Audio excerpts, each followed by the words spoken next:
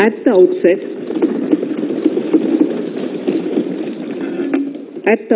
sir, I want to take a moment to express my empathy for those who had to bear adverse health and economic effects of the pandemic. The overall sharp rebound and recovery of the economy is reflective of our country's strong resilience. India's economic growth in the current year is estimated to be 9.2%, highest among all large economies. I recognize we are in the midst of an Omicron wave with high incidence but milder symptoms. Further, the speed and coverage of our vaccination campaign has helped greatly.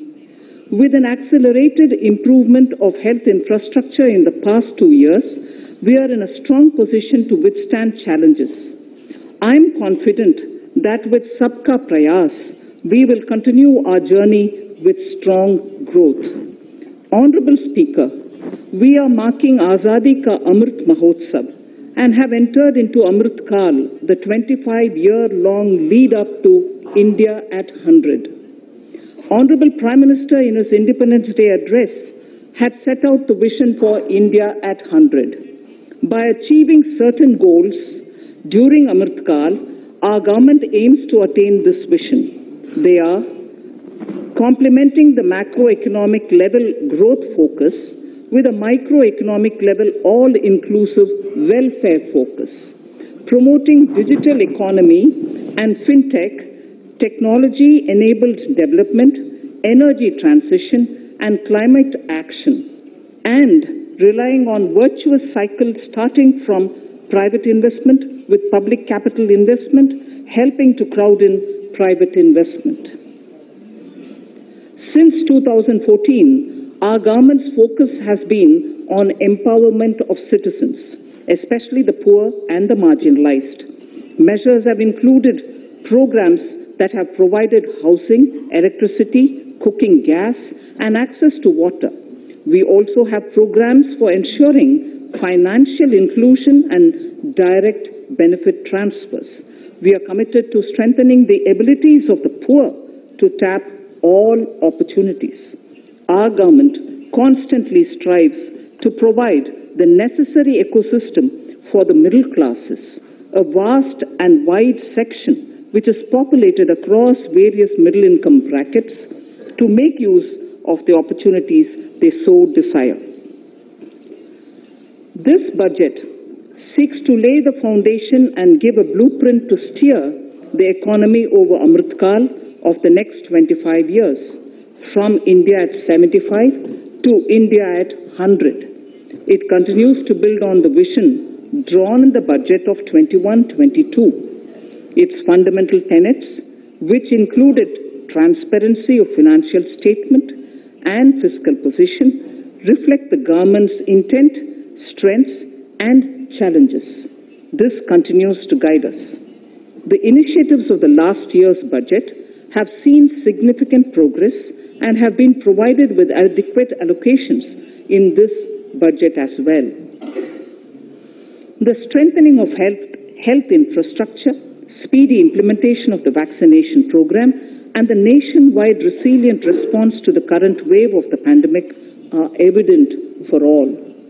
The productivity-linked incentive in 14 sectors for achieving the vision of Atmanirbhar Bharat has received excellent response, with potential to create 60 lakh new jobs and an additional production of 30 lakh crore during next 5 years.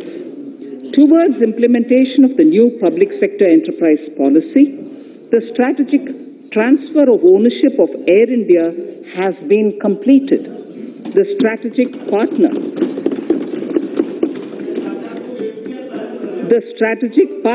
for Neelachal Ispat Nigam Limited has been selected. The public issue of the LIC is expected shortly. Others too are in the process for 2022-23. The National Bank आपको पर्याप्त मौका पर्याप्त अवसर मिलेगा बेटे बेटे टिप्पणी मत कीजिए the National Bank for Infrastructure Development and National Asset Reconstruction Company have commenced their activities.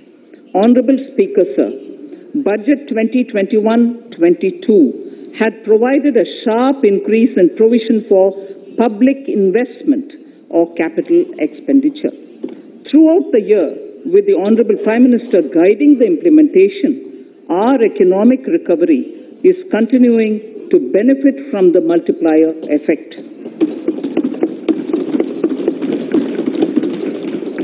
This budget continues to provide impetus for growth. It lays a parallel track of 1. A blueprint for the Amrit Kal, which is futuristic and inclusive. This will directly benefit our youth, women, farmers, the scheduled castes and the scheduled tribes.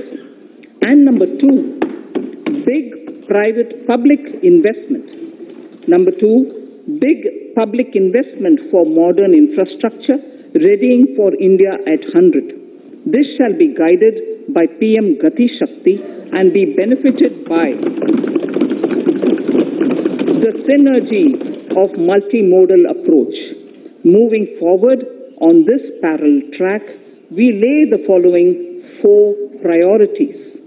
PM Gati Shakti, inclusive development, productivity enhancement and investment, sunrise opportunities, energy transition and climate action, and 4, financing of investments.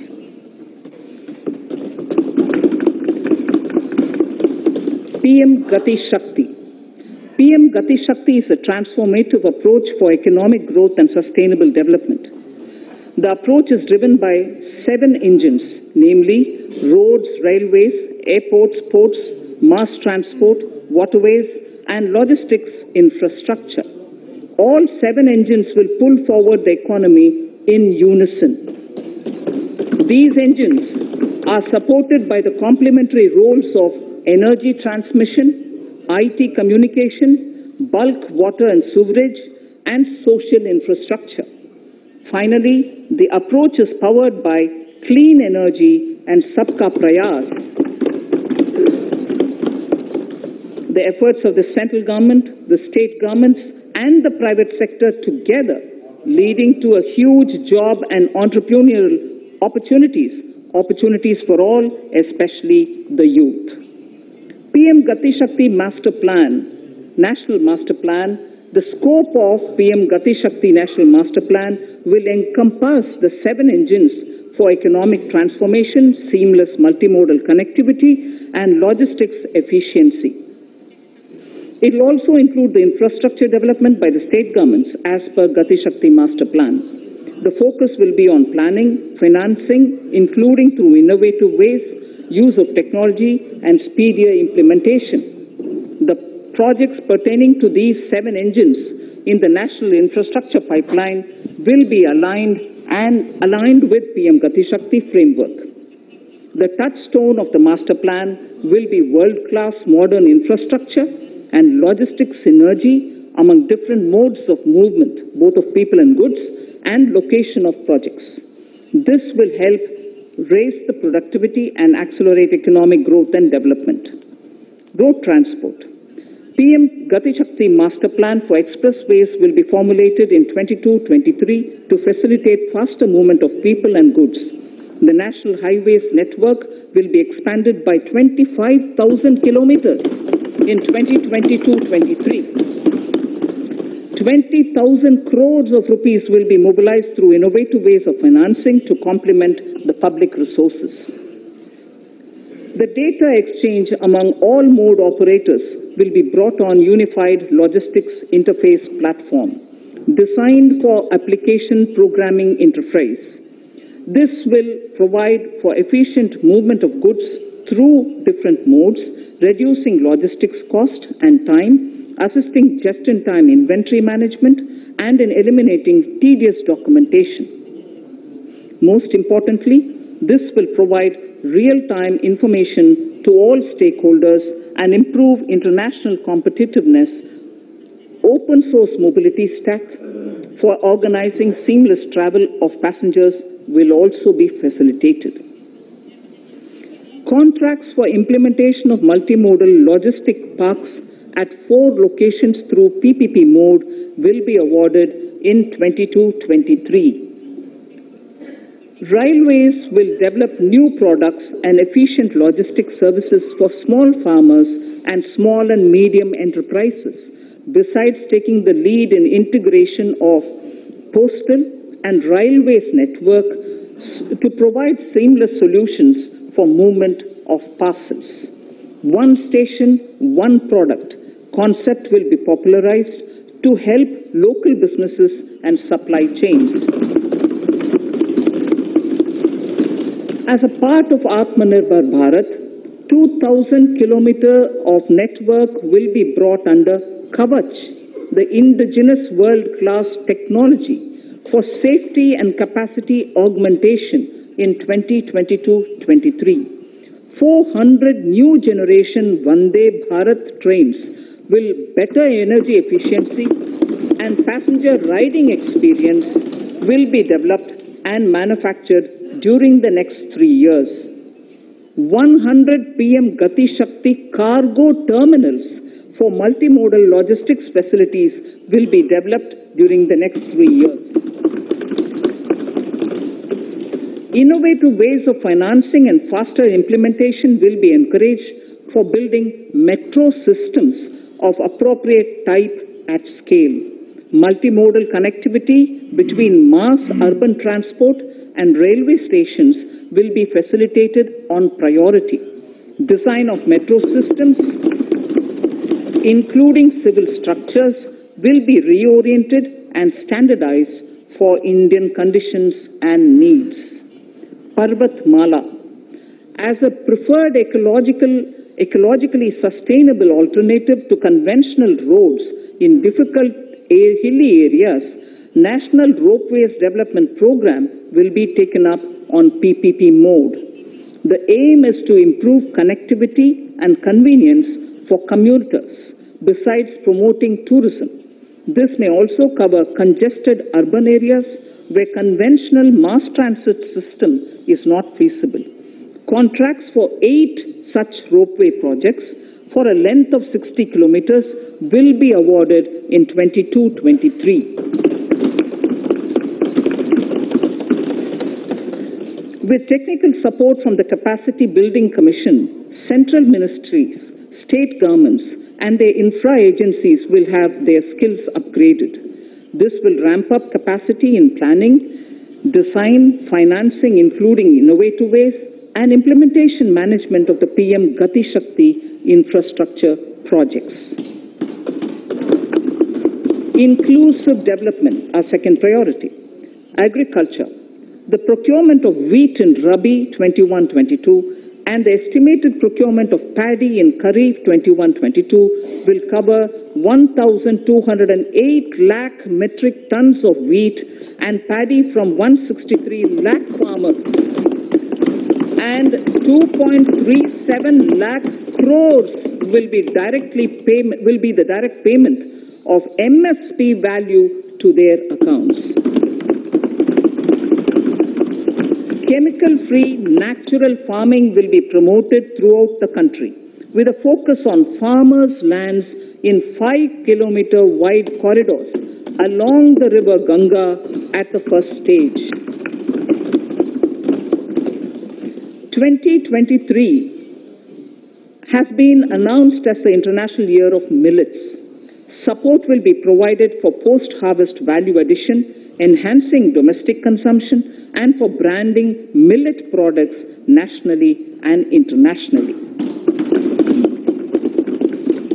To reduce our dependence on import of oil seeds, a rationalized and comprehensive scheme to increase domestic production of oil seeds will be implemented.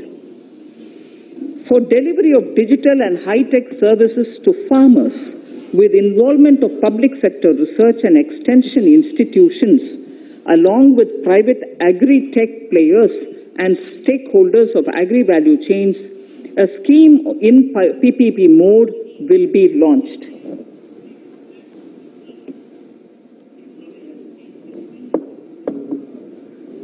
Use of Kisan drones will be promoted for crop assessment, digitization of land records, spraying of insecticides and nutrients.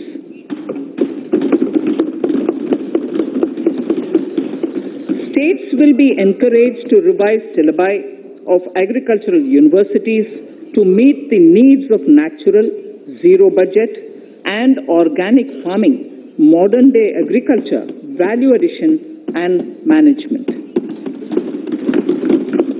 A fund with blended capital raised under the co-investment model will be facilitated through the NABARD. This is to finance startups for agriculture and rural enterprise relevant for farm produce value chain. The activities of these startups will include inter alia, support for FPOs, machinery for farmers on rental basis at farm level, and technology including IT-based support. The implementation of the Ken-Betwa link project at an estimated cost of 44,605 crores will be taken up. This is aimed at providing irrigation benefits to 9.0 lakh hectare of farmers' lands, drinking water supply to 62 lakh people, 103 megawatt of hydro, 27 megawatt of solar power, allocations of 4,300 crores of rupees in the RE 21-22 and 1,400 crores of rupees in 22-23 have been made for this project. Honorable Speaker, sir, draft DPRs for 5 river links, namely Daman-Ganga Pinjal, Par-Tapi Narmada, Godavari Krishna, Krishna Pennar, and Pennar Kaveri have been finalized. Once a consensus is reached among the beneficiary states, the Centre will provide support for their implementation. For farmers to adopt suitable varieties of fruits and vegetables and to use appropriate production and harvesting techniques, our government will provide a comprehensive package with participation of state governments. MSMEs, Udyam, eShram, NCS and ASEEM portals will be interlinked. Their scope will be widened. They will now perform as portals with live organic databases providing G2C, B2C and B2B services. These services will relate to credit facilitation, skilling and recruitment with an aim to further formalize the economy and enhance entrepreneurial opportunities for all. Emergency Credit Line Guarantee Scheme has provided the much needed additional credit to more than 130 lakh MSMEs. This has helped them mitigate the adverse impact of the pandemic. The hospitality and related services, especially those by micro and small enterprises, are yet to regain their pre-pandemic level of business.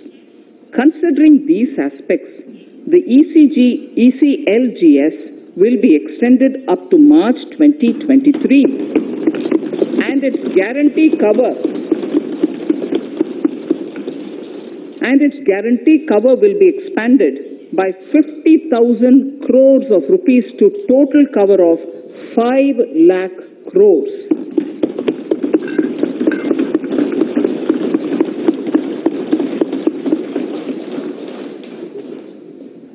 With the additional amount being earmarked exclusively for the hospitality and related sectors. Credit Guarantee Trust for Micro and Small Enterprises, CGT-MSE, scheme will be revamped with required infusion of funds. This will facilitate additional credit of 2 lakh crore for micro and small enterprises and expand employment opportunities.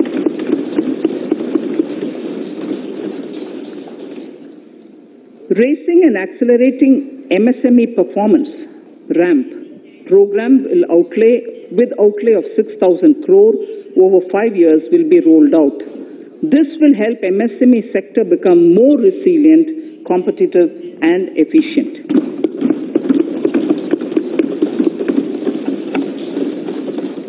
Skilling programs and partnership with the industry will be reoriented to promote continuous skilling avenues, sustainability and employability.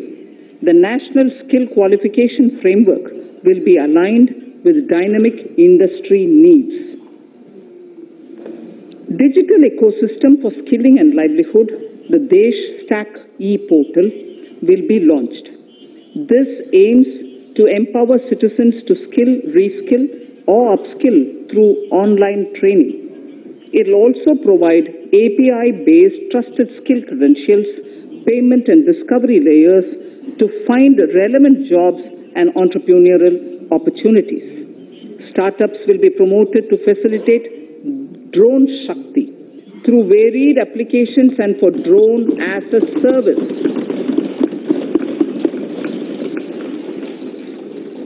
In select ITIs in all states, the required courses for skilling will be started. Due to the pandemic-induced closure of schools, our children, particularly in the rural areas and those from scheduled castes and scheduled tribes and other weaker sections, have lost almost 2 years of formal education. Mostly, these are children in government schools. We recognize the need to impart supplementary teaching and to build a resilient mechanism for education delivery. For this purpose, One Class, One TV channel program of PM E-Vidya will be expanded from 12 to 200 TV channels. This will enable all states to provide supplementary education in regional languages for classes 1 to 12.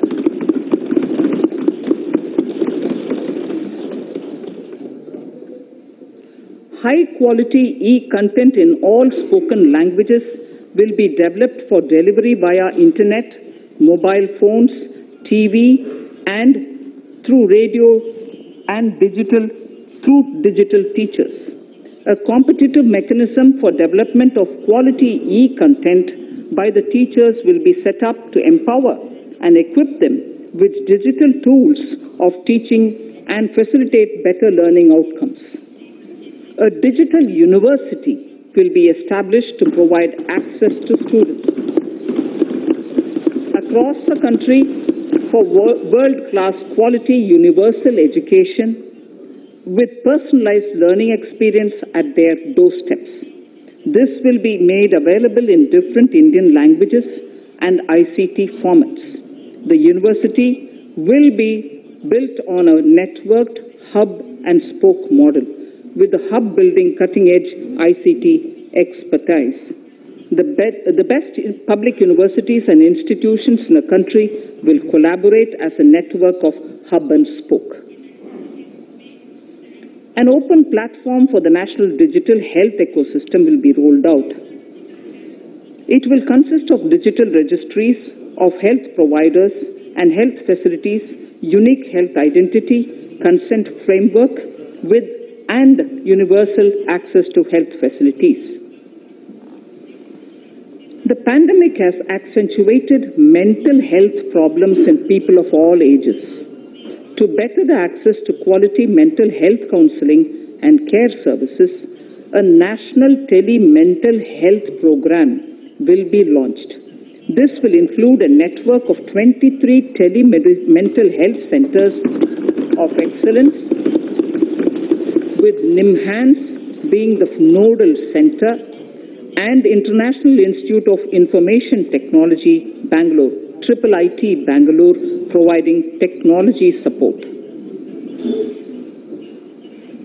Recognizing the importance of Nari Shakti as the harbinger of our bright future and for women-led development, during the Amrit Kal, our government has comprehensively revamped the schemes of the Ministry of Women and Child Development. Accordingly, 3 schemes, namely Mission Shakti, Mission Vatsalya, Saksham Anganwadi and Poshan 2.0 were launched recently to provide integrated benefits to women and children. Saksham Anganwadis are a new generation Anganwadis that have better infrastructure and audio-visual aids, powered by clean energy and providing improved environment for early childhood development. 2 lakh Anganwadis will be upgraded under this scheme. Current coverage of Har Ghar Nal Se Jal is 8.7 crores. Of this, 5.5 crore households were provided tap water in last 2 years itself. Allocation of 60,000 crores of rupees has been made with an aim to cover 3.8 crore households in 2022 and 23. In 22-23, 80 lakh houses will be completed for the identified eligible beneficiaries of the PM Awas Yojana, both rural and urban. 48,000 crores is allotted for this purpose. The central government will work with the state governments for reduction of time required for all land and construction related approvals, for promoting affordable housing for middle class and for the economically weaker sections in urban areas. We shall also work with the financial sector, regulators, to expand access to capital along with reduction in cost of intermediaries. A new scheme, Prime Minister's Development Initiative for the Northeast, will be implemented through the Northeastern Council. It will fund infrastructure in the spirit of PM Gati Shakti and social development projects based on felt needs of the Northeast. This will enable livelihood activities for youth and women, filling the gaps in various sectors. It will not be a substitute for existing central or state schemes. While the central ministries may also post their candidate projects, priority will be given to those posted by the states. An initial allocation of 1,500 crores of rupees will be made, and the initial list of projects is given in Annexure 1 of my speech. Our vision to improve the quality of life of citizens in the most backward districts of the country through Aspirational Districts program has been translated into reality in a very short span of time. 95% of those 112 districts have made significant progress in key sectors such as health, nutrition, financial inclusion, and basic infrastructure. They have surpassed even some of the state average values.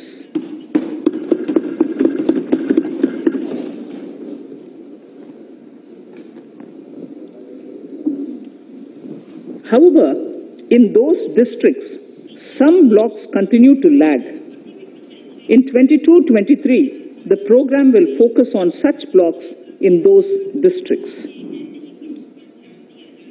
Border villages with sparse population, limited connectivity, and infrastructure often get left out from the development gains. Such villages on the northern border will be covered under a new Vibrant Villages program.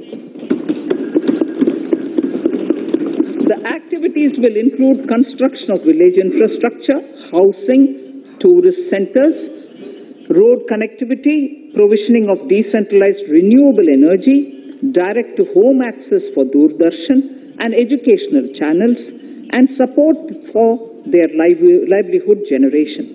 Additional funding for these activities will be provided. Existing schemes will be converged. We will define their outcomes and monitor them on a constant basis. In 2022, 100% of 1.5 lakh post offices will come on the core banking system, enabling financial inclusion and access to accounts through net banking, mobile banking, ATMs, and also provide online transfer of funds between post office accounts and bank accounts. This will be helpful, especially for farmers and senior citizens in rural areas, enabling interoperability and financial inclusion.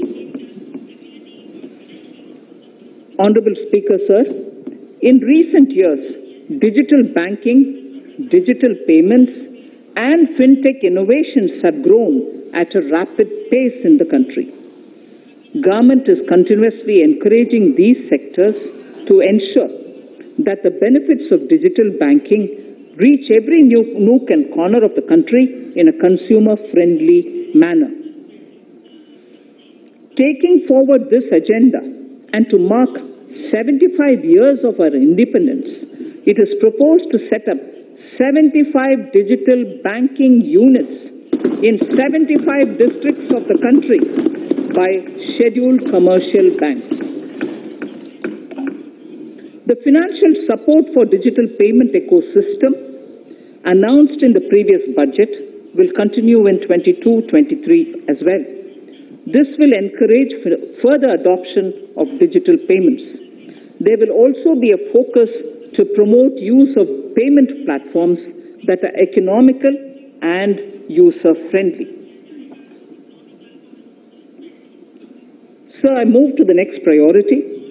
In recent years, over 25,000 compliances were reduced and nearly 1,500 union laws were repealed. This is the result of our government's strong commitment for minimum government and maximum governance. 1,486 union laws were repealed. Our trust in the public and ease of doing business is what is highlighted here, sir. For the Amrit Kal, the next phase of ease of doing business 2.0 and ease of living will be launched. In our endeavor to improve productive efficiency of capital and human resources, we will follow the idea of trust-based governance.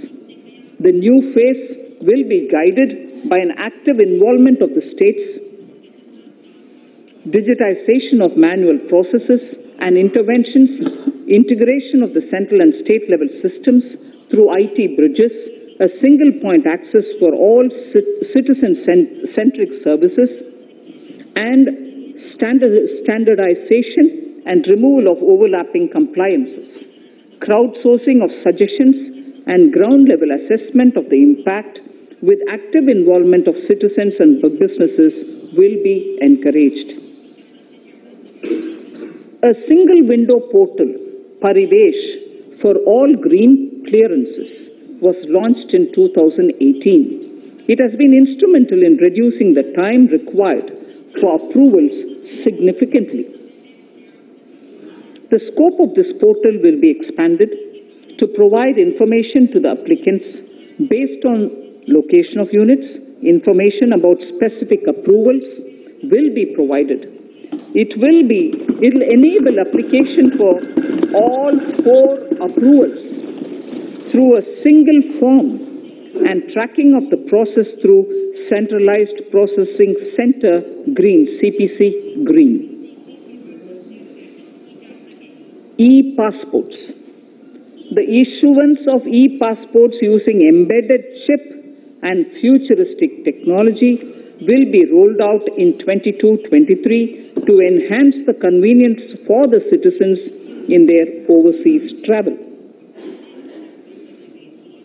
By the time of India at 100, nearly half our population is likely to be living in urban areas. To prepare for this, orderly urban development is of critical importance. This will help realize the country's economic potential, including livelihood opportunities for the demographic dividend. For this, on the one hand, we need to nurture the megacities and their hinterlands to become current centers of economic growth. On the other, we need to facilitate Tier 2 and Tier 3 cities to take on the mantle in the future. This would require us to reimagine our cities into centers of sustainable living with opportunities for all, including women and our youth. For this to happen, urban planning cannot continue with a business-as-usual approach. We plan to steer a paradigm change. A high-level committee of reputed urban planners, urban economists, and institutions will be formed to make recommendations on urban sector policies, capacity building, planning, implementation, and governance. For urban capacity building, support will be provided to the states. Modernization of building bylaws, town planning schemes, transit-oriented development will be implemented. This will facilitate reforms for people to live and work closer to the mass transit systems. The central government's financial support for mass transit projects and Amrit scheme will be leveraged for formulation of action plans and their implementation for facilitating the TOD and TPS by the states. For developing India-specific knowledge in urban planning and design, and to deliver certified training in these areas, up to 5 existing academic institutions in different regions will be designated as centers of excellence. These centers will be provided endowment fund of 250 crore each. In addition, the AICTE will take the lead to improve syllabi, quality and access of urban planning courses in other institutions. We will promote a shift to use of public transport in urban areas. This will be complemented by clean tech and governance solutions, special mobility zones with zero fossil fuel policy and EV vehicles. Battery swapping policy. Considering the constraint of space in urban areas, for setting up charging stations at scale, a battery swapping policy will be brought out and interoperability standards will be formulated.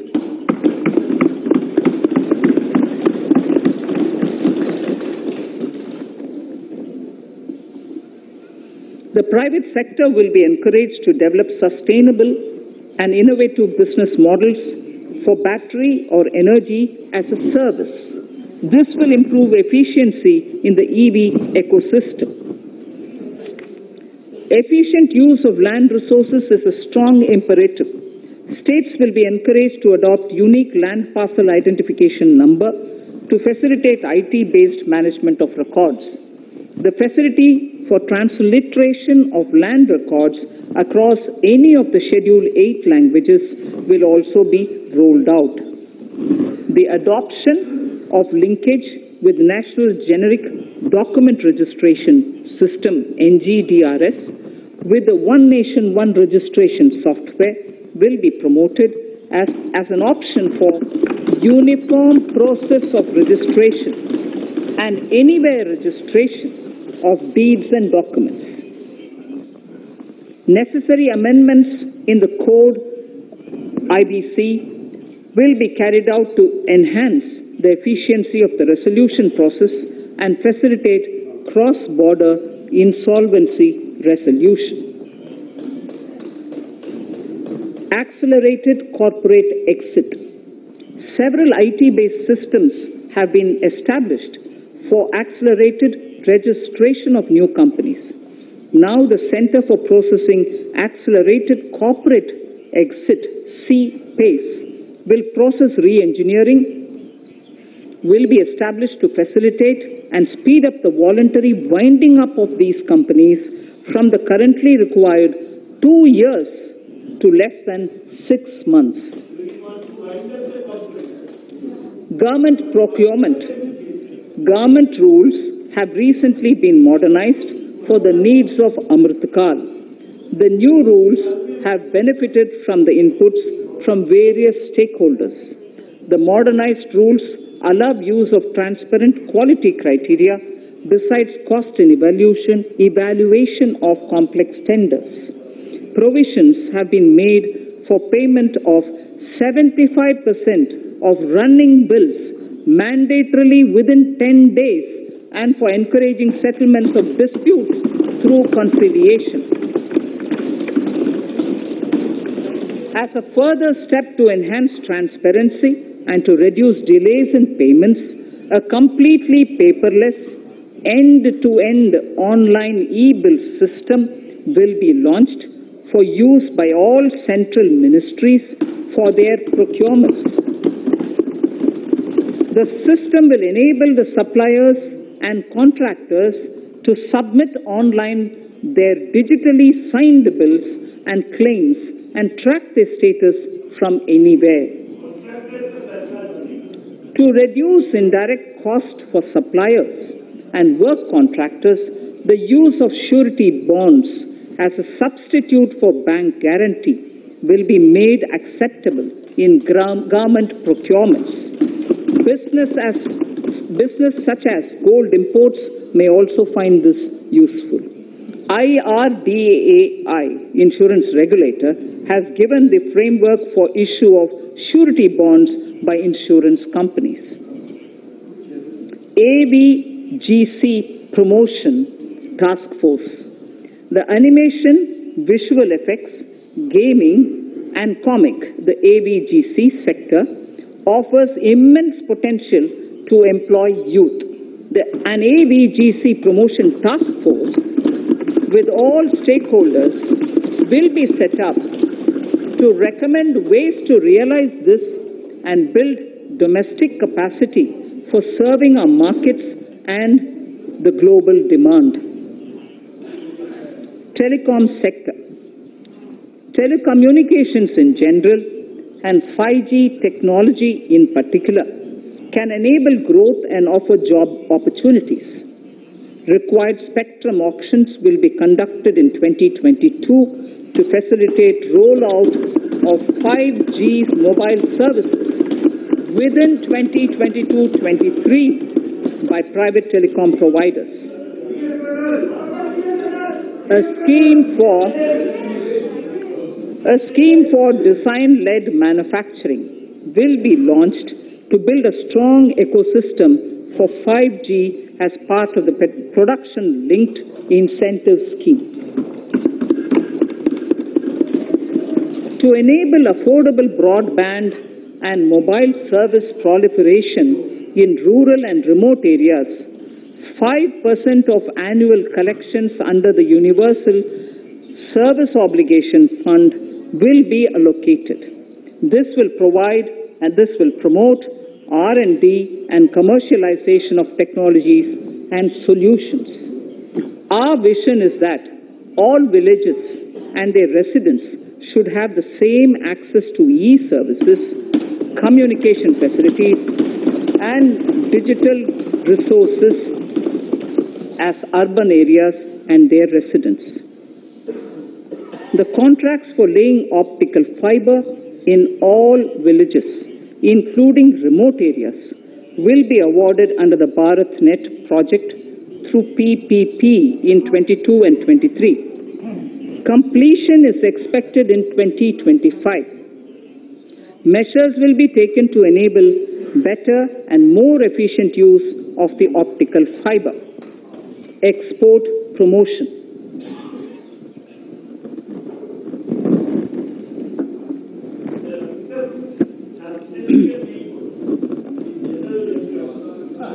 The Special Economic Zones Act will be replaced with a new legislation that will enable the states to become partners in development of enterprise and service hubs. This will cover all large existing and new industrial enclaves to optimally utilize available infrastructure and enhance competitiveness of exports.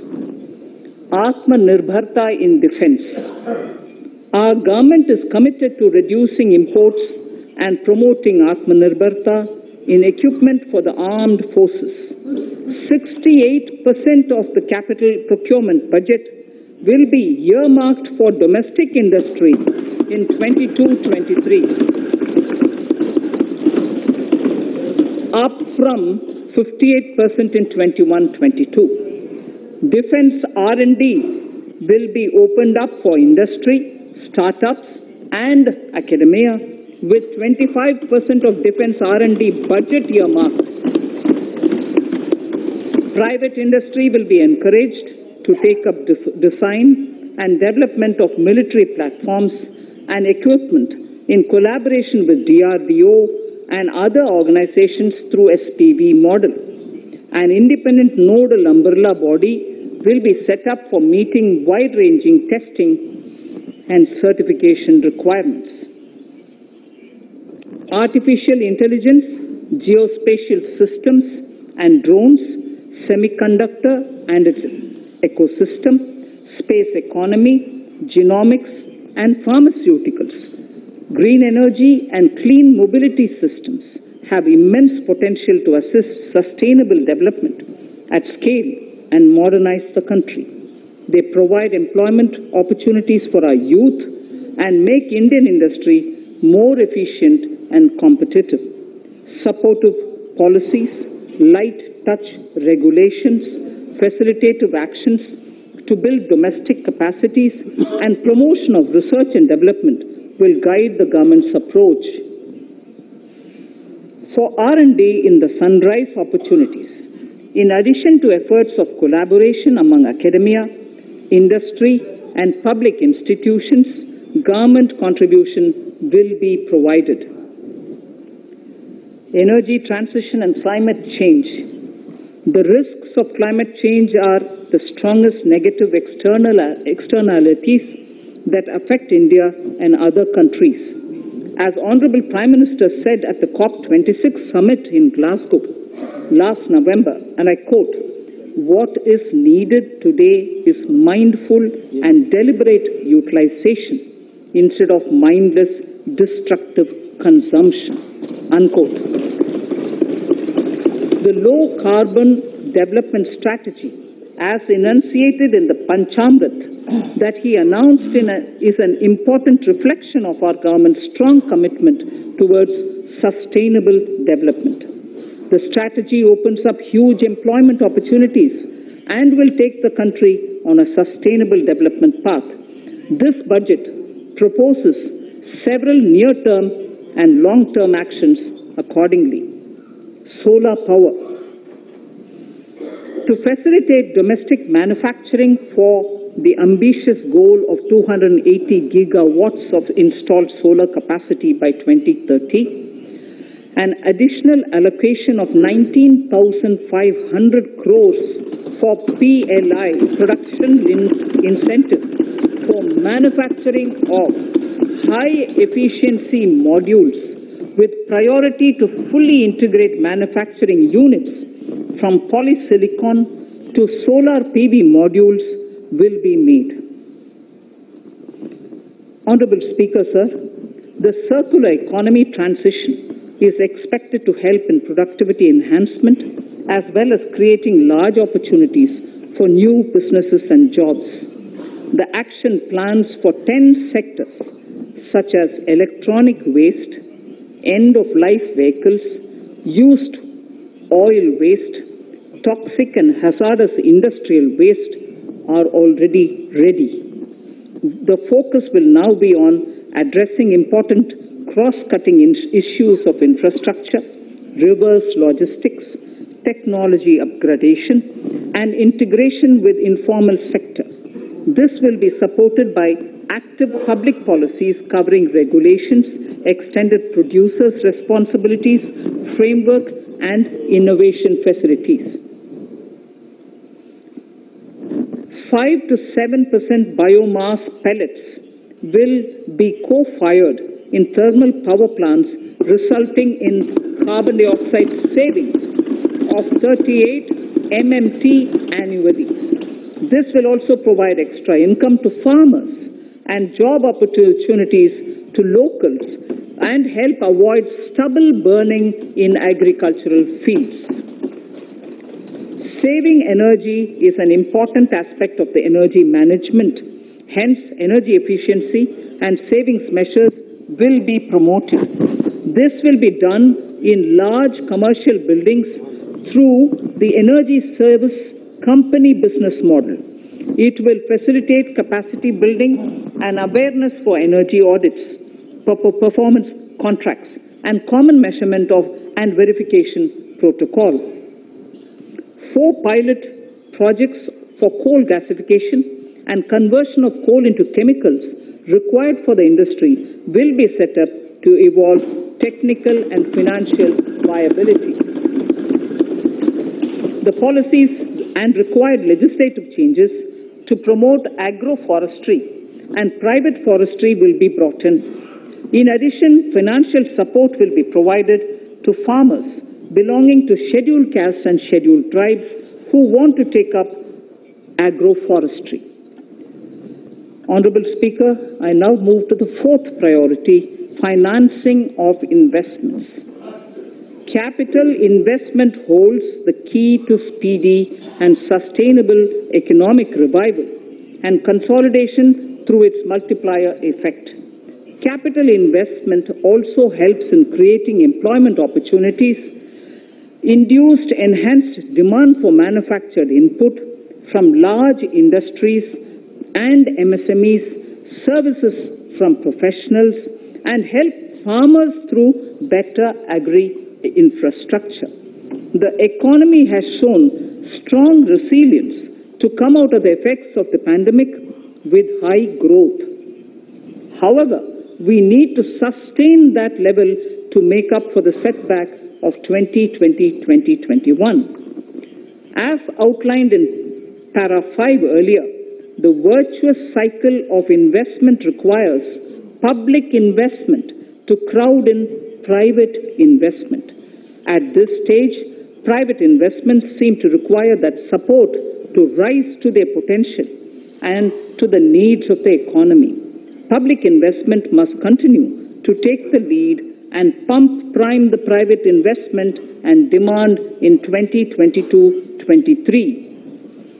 Considering the above imperative, the outlay for capital expenditure in the Union budget is once again being stepped up sharply by 35.4% from 5.54 lakh crore in the current year to 7.50 lakh crores in 22-23. This has increased to more than 2.2 times the expenditure of 2019-20. This outlay in 22-23 will be 2.9% of the GDP. Effective capital expenditure. With this investment taken together with the provision made for creation of capital assets through grants and aid to states, the effective capital expenditure of the central government is estimated at 10.68 lakh crores in 22-23, which will be about 4.1% of the GDP. Green bonds. As a part of the government's overall market borrowings in 22-23, sovereign green bonds will be issued for mobilizing resources for green infrastructure. The proceeds will be deployed in public sector projects which help in reducing the carbon intensity of the economy. GIFT IFSC. World-class foreign universities and institutions will be allowed in the GIFT city to offer courses in the financial management, fintech, science, technology, engineering, and mathematics free from domestic regulations, except those by the IFSCA to facilitate availability of high-end human resources for financial services and technology. An international arbitration center will be set up in the GIFT city for timely settlement of disputes under international jurisprudence. Services for global capital for sustainable and climate finance in the country will be facilitated in the GIFT city. Infrastructure status. Data centers and energy storage systems, including dense charging infrastructure and grid-scale battery systems, will be included in the harmonized list of infrastructure. This will facilitate credit availability for digital infrastructure and clean energy storage. Venture capital and private equity invested more than 5.5 lakh crores last year, facilitating one of the largest startup growth system. Scaling up this investment requires a holistic examination of regulatory and other frictions. An expert committee will be set up to examine and suggest appropriate measures. Government-backed funds, NIIF and SIDBI, Fund of Funds, have provided scale capital, creating a multiplier effect. For encouraging important sunrise sectors such as climate action, deep tech, digital economy, pharma, and agri-tech, the government will promote these thematic funds for blended finance, with the government share being limited to 20% and the funds being managed by private fund managers. For financing the infrastructure needs, the stepping up of public investment will need to be complemented by private capital at a significant scale. Measures will be taken to enhance financial viability of projects, including PPP, with technical and knowledge assistance from multilateral agencies. Enhancing financial viability shall also be obtained by adopting global best practices, innovative ways of financing, and balanced risk allocation. Digital rupee.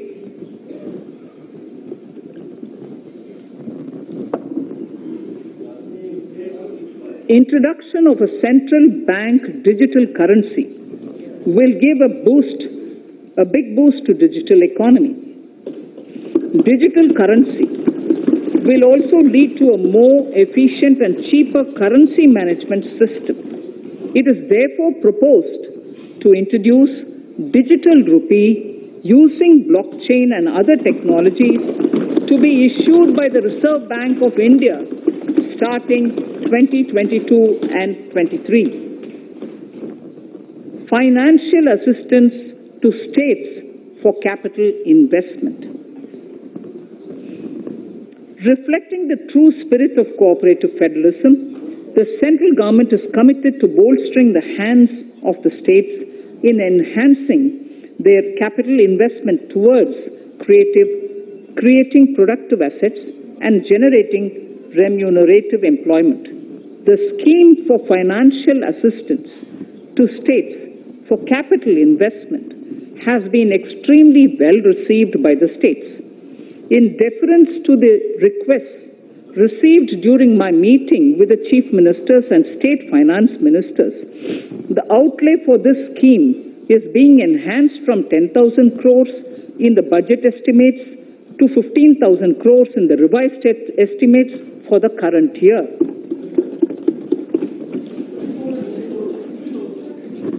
For 22-23,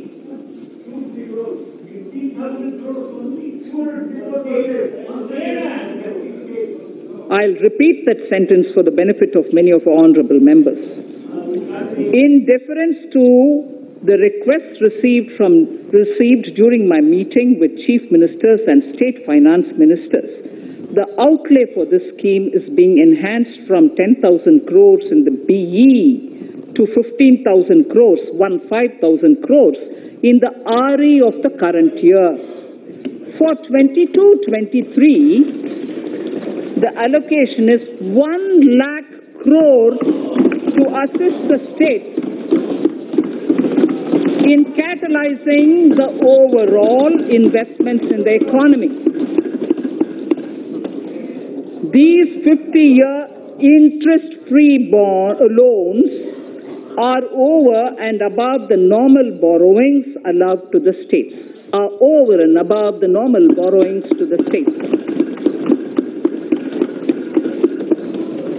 This allocation will be used for PM Gati Shakti related and other productive capital investments of the states.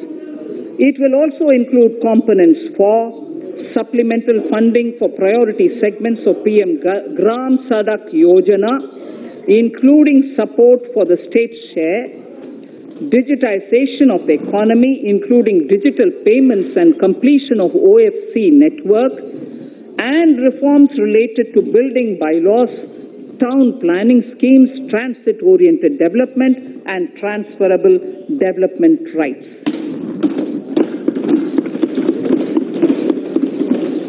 In 22-23, in accordance with the recommendations of the 15th Finance Commission, the states will be allowed a fiscal deficit of 4% of the GSDP, of which 0.5% will be tied to power sector reforms, for which the conditions have already been communicated in 21-22. Fiscal management.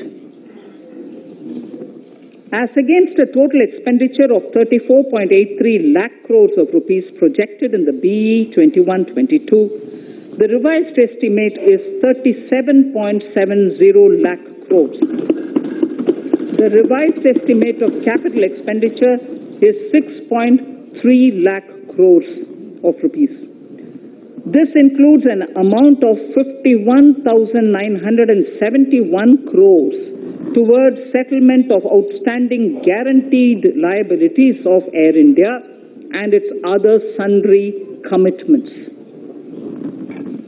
Coming to the budget estimates, Honorable Speaker, sir, the total expenditure in 22-23 is estimated at 39.45 lakh crores, while the total receipts other than borrowings are estimated at 22.84 lakh crores of rupees.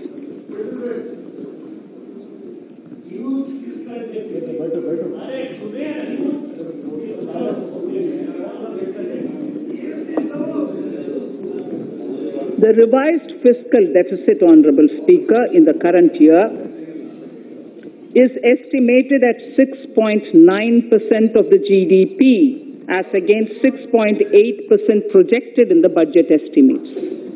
The fiscal deficit is in 22-23 is estimated at 6.4% of the GDP, which is consistent with the broad path of the fiscal consolidation announced by me last year to reach a fiscal deficit level below 4.5% by 25-26.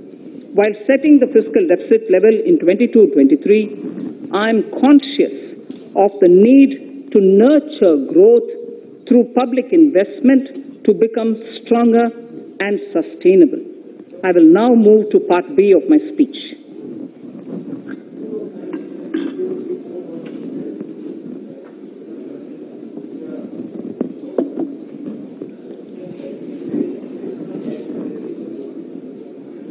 Direct tax. Honorable Speaker, sir, I take this opportunity to thank all the taxpayers of our country who have contributed immensely and strengthened the hands of the government in helping their fellow citizens in this hour of need.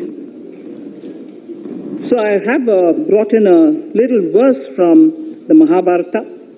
I won't spend more time reading because I would like the speech to get enough time. However, the substance of it is the king must make arrangements for yoga kshema, which is the welfare of the populace, by way of abandoning any laxity and by governing the state in line with dharma, along with collecting taxes which are in consonance with dharma. This is Mahabharata Shanti Parva Adhyaya, Shloka 11 from 72. Drawing wisdom from our ancient texts, we continue on the path to progress. The proposals in this budget, while continuing with our declared policy of stable and predictable tax regime, intend to bring more reforms that will take ahead our vision to establish a trustworthy tax regime. This will further simplify the tax system, promote voluntary compliance by taxpayers, and reduce litigation. Introducing new updated return. India is growing at an accelerated pace and people are undertaking multiple financial transactions. The Income Tax Department has established a robust framework of reporting of taxpayers' transactions. In this context, some taxpayers may realize that they have committed omissions or mistakes in correctly estimating their income for tax payment. To provide an opportunity to correct such errors, I am proposing a new provision permitting taxpayers to file an updated return on payment of additional tax. This updated return can be filed within 2 years from the end of the relevant assessment year.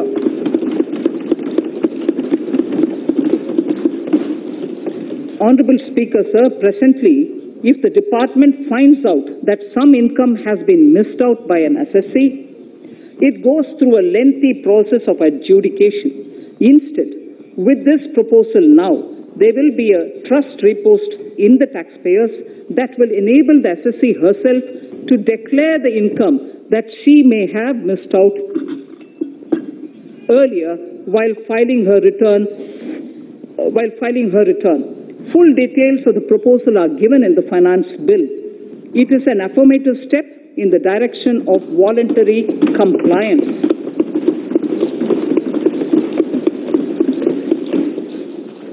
Reduced alternative minimum tax rate and surcharge for cooperatives.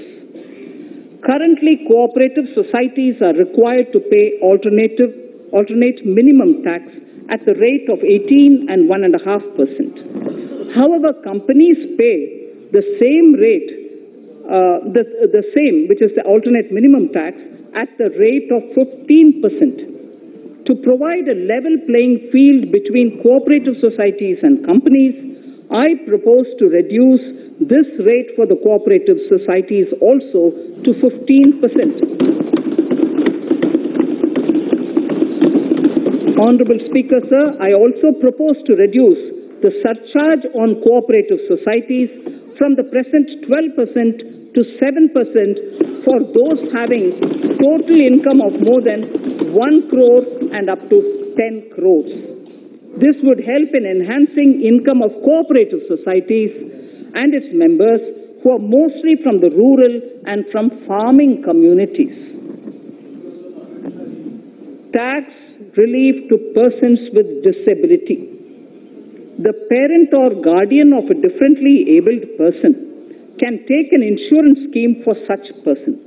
The present law provides for deduction to the parent or guardian only if the lump sum payment or annuity is available to the differently abled person on the death of the subscriber, that is the parent or the guardian.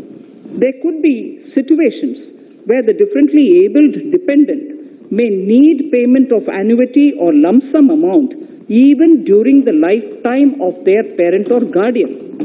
I propose thus to allow the payment of annuity and lump sum amount to the differently abled dependent during the lifetime of the parent and guardians, that is parent or guardians, attaining the age of 60 years. Parity between employees of the state and central governments. At present, the central government contributes 14% of the salary of its employee to the National Pension System, NPS, Tier 1. This is allowed as a deduction in computing the income of the employee.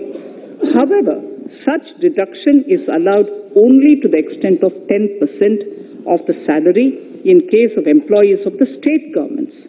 To provide equal treatment to both central and state government employees, I propose to increase the tax deduction limit from 10% to 14% on employers' contribution to the MPS account of state government employees as well.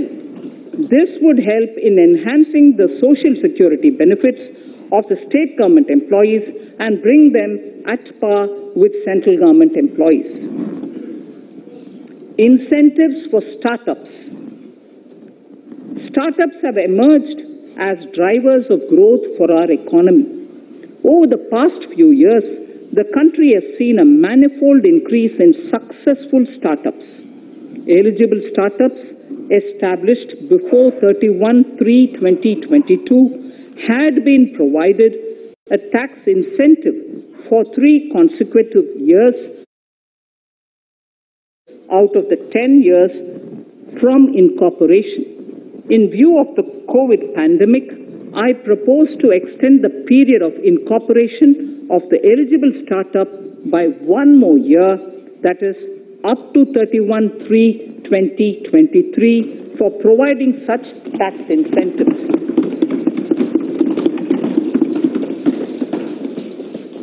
Incentives for newly incorporated manufacturing entities under concessional tax regime. In an effort to establish a global competitive business environment for certain domestic companies, a concessional tax regime of 15% was introduced by our government for newly incorporated domestic manufacturing companies. I propose to extend the last date for commencement of manufacturing or production under Section 115BAB by 1 more year, that is from 31st March 2023 to 31st March 2024.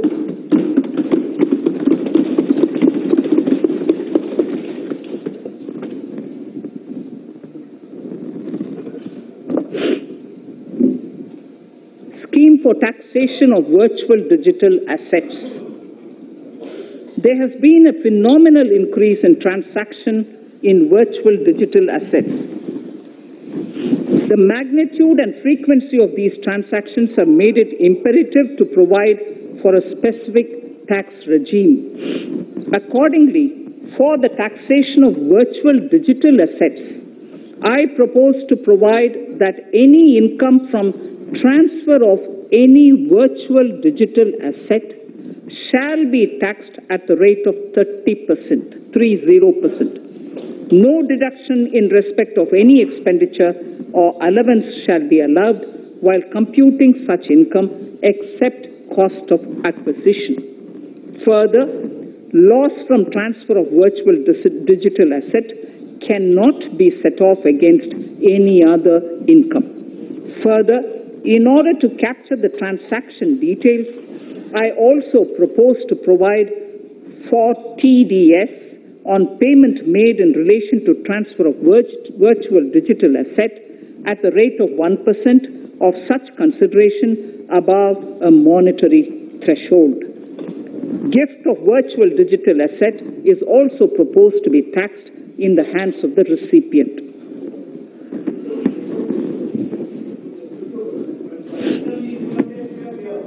Litigation management to avoid repetitive appeals by the department. It has been observed that a lot of time and resources are consumed in filing of appeals which involve identical issues. Taking forward our policy of sound litigation management, I propose to provide that if a question of law in the case of an assessee is identical to a question of law which is pending in the appeal before a jurisdictional high court or Supreme Court, in any case, the filing of further appeal in the case of this assessee by the department shall be deferred till such a question of law is decided by the jurisdictional high court or the Supreme Court. This will greatly help in reducing the repeated litigation between taxpayer and the department. Taking forward our efforts to further promote the IFSC, I hereby propose to provide that income of a non-resident from offshore derivative instruments or over-the-counter derivatives issued by an offshore banking unit, income from royalty and interest on account of lease of ship, and income received from portfolio management services in IFSC shall be exempt from tax subject to specified conditions. Rationalization of surcharge. In the globalized business world, there are several work contracts whose terms and conditions mandatorily require formation of a consortium. The members in the consortium are generally companies. In such cases, the income of these AOPs has to suffer a graded surcharge up to 37%, which is a lot more than surcharge on the individual companies.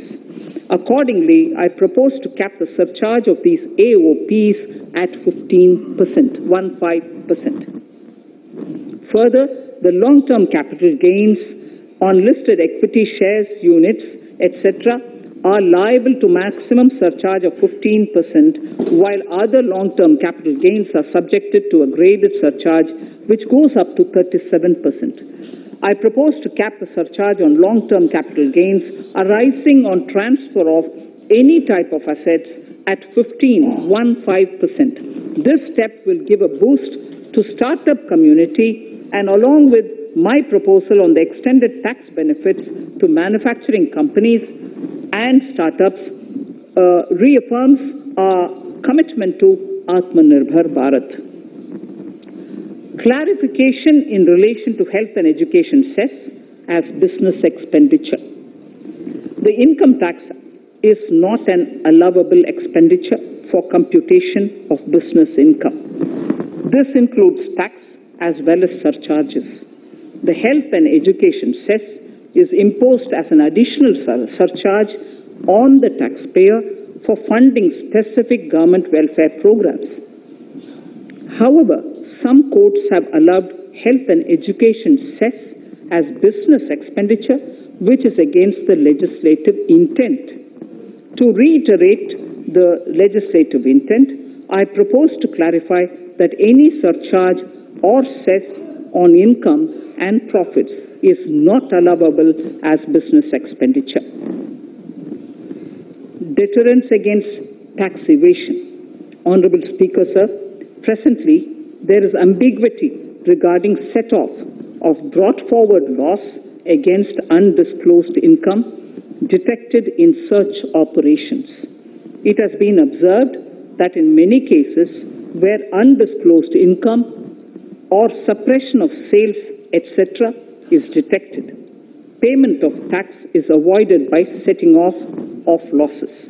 In order to bring certainty and to increase deterrence among tax evaders, I propose to provide that no set-off of any loss shall be allowed against undisclosed income detected during search and survey operations.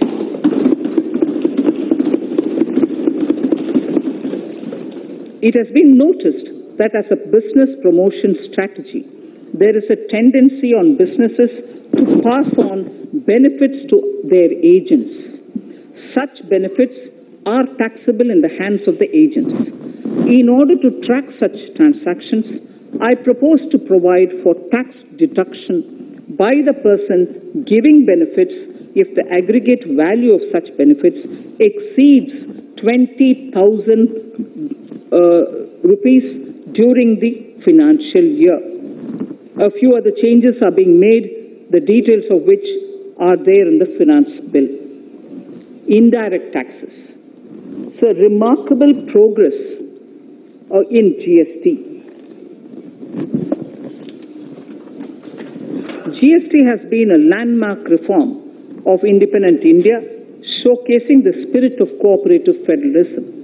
While aspirations were high, there were huge challenges too. These challenges were overcome deftly and painstakingly under the guidance and the oversight of the GST Council. We can now take pride in a fully IT-driven and progressive GST regime that has fulfilled the cherished dream of India as one market, one tax. There are still some challenges remaining, and we aspire to meet them in the coming year. The right balance between facilitation and enforcement has engendered significantly better compliance, and enforcement has engendered better compliance. GST revenues are buoyant despite the pandemic. I would bring in something which I've got to know this morning, not part of my speech, but worth putting in here for the knowledge of the Honorable House. I would like to bring to the notice of this House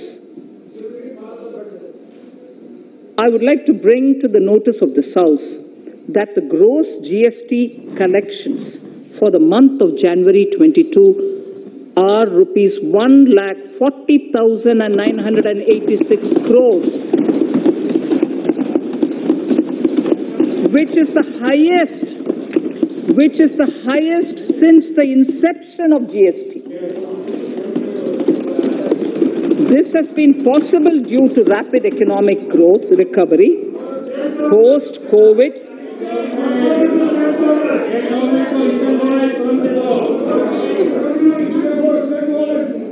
This has been possible due to the rapid economic recovery post-COVID, as well as various policy and administration undertaken by central and state tax administrations. Taxpayers deserve applause for this growth. Not only did they adapt to the changes, but enthusiastically contributed to the cost of paying taxes. Special economic zones. In part A of my speech, I have referred to the proposed reforms in SEZs. Alongside, we will also undertake reforms in customs administration of SEZs, and it shall henceforth be fully IT-driven and function on the Customs National Portal with a focus on higher facilitation and with only risk-based checks. This will ease doing business by SEZ units considerably. This reform shall be implemented by 30th September 2022. Customs reforms and duty rate changes. Customs administration has reinvented itself over the years through liberalized procedures and infusion of technology. Faceless customs has been fully established. During COVID-19 pandemic, customs formation have done exceptional frontline work against all odds, displaying agility and purpose. Customs reforms have played a very vital role in domestic capacity creation, providing level playing field to our MSMEs, easing the raw material supply side constraints, enhancing ease of doing business, and being an enabler to other policy initiatives such as PLI and phased manufacturing plans. My proposal on customs side are aligned to these objectives. Project imports and capital goods. National Capital Goods Policy 2016 aims at doubling the production of capital goods by 2025. This would create an employment opportunities and result in increased economic activity. However, several duty exemptions, even extending to over 3 decades in some cases, have been granted to capital goods for various sectors like power, fertilizer, textiles, leather footwear, food processing, and fertilizers. These exemptions have hindered the growth of the domestic capital goods sector. Similarly, project import duty concessions have also deprived the local producers of a level playing field in areas like coal mining projects, power generation, transmission, or distribution projects, railway and metro projects. Our experience suggests that reasonable tariffs are conducive to the growth of domestic industry and make in India without significantly impacting the cost of essential imports. Accordingly, Honourable Speaker, Sir, it is proposed to phase out the concessional rates in capital goods and project imports gradually and apply a moderate tariff of 7.5%. Certain exemptions for advanced machineries that are not manufactured within the country shall continue. A few exemptions are being made are being introduced on inputs like specialized castings, ball screw, and linear motion guide to encourage domestic manufacturing of capital goods. In the last two budgets, we have rationalized several customs exemptions. We have once again carried out an extensive consultation, including by crowdsourcing. As a result of these consultations, more than 350 exemption entries are proposed to be gradually phased out. These include exemptions on certain agricultural produce,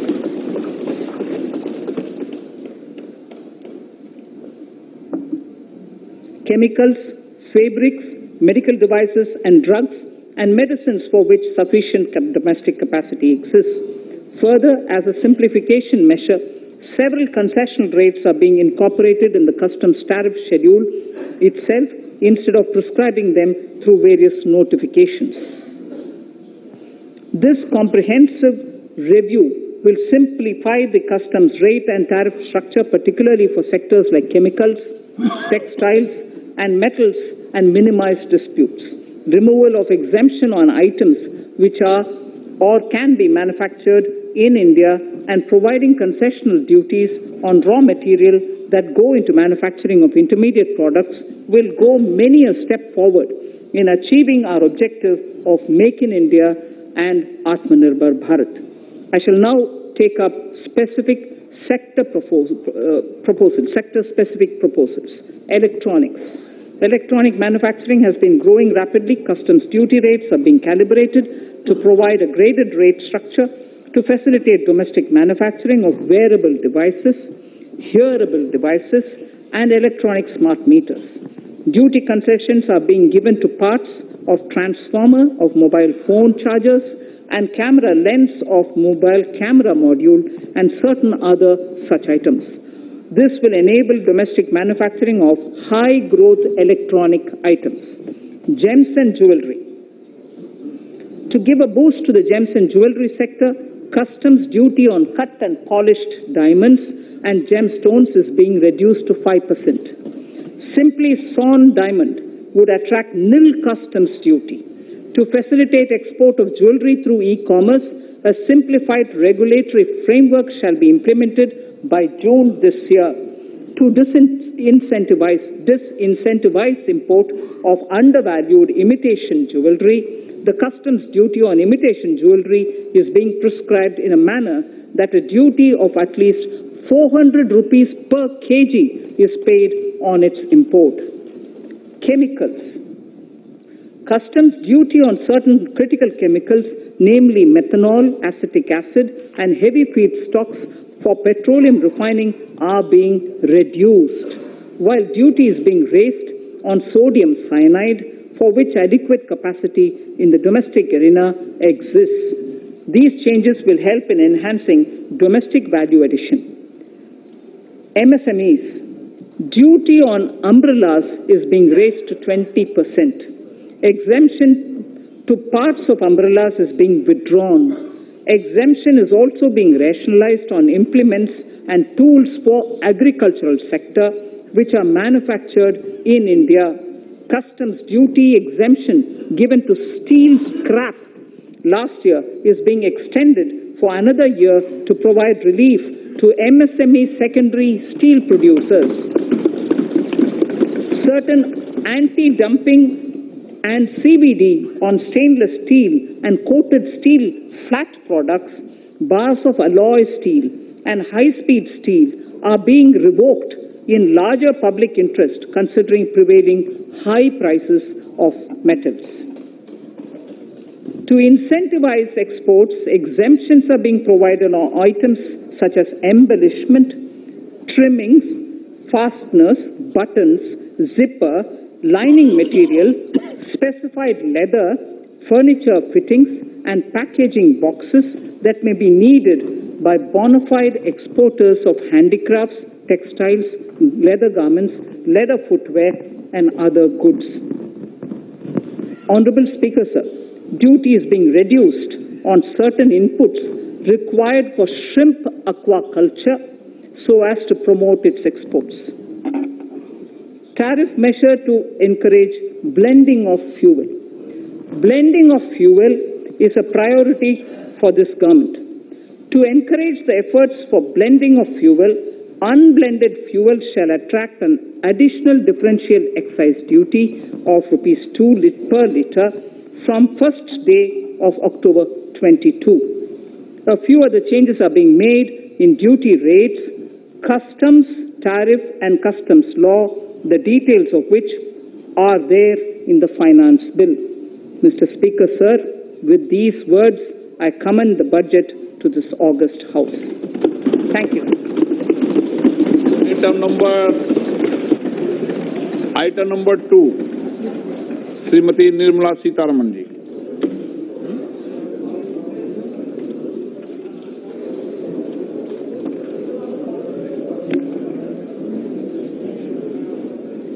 Sir, with your permission, I rise to lay on the table the following statements under Section 3(1) of the Fiscal Responsibility and Budget Management FRBM Act 2003, Medium-Term Fiscal Policy cum Fiscal Policy Strategy Statement and Macroeconomic Framework Statement. Item number 3, Vitt Videk 2020, Nirmala Sitharaman ji. Sir, item number 3, Finance Bill. Sir, with your permission, I rise to move for leave to introduce the Finance Bill 2022. प्रश्न ये कि वित्त विधेयक को पुनर्स्थापित करने की अनुमति प्रदान की जाए। जो सदस्य इसके पक्ष में हाँ कहें, जो सदस्य विरोध में ना कहें। मेरे विचार में निर्णय हाँ वालों के पक्ष में, हाँ वालों के पक्ष में। माननीय मंत्री जी, वित्त विधेयक को पुनर्स्थापित करें। Sir, I introduce the bill. सभा की कार्रवाई कल बुधवार दिनांक 2 फरवरी 2022 को 4:30 बजे तक के लिए स्थगित की जाती है।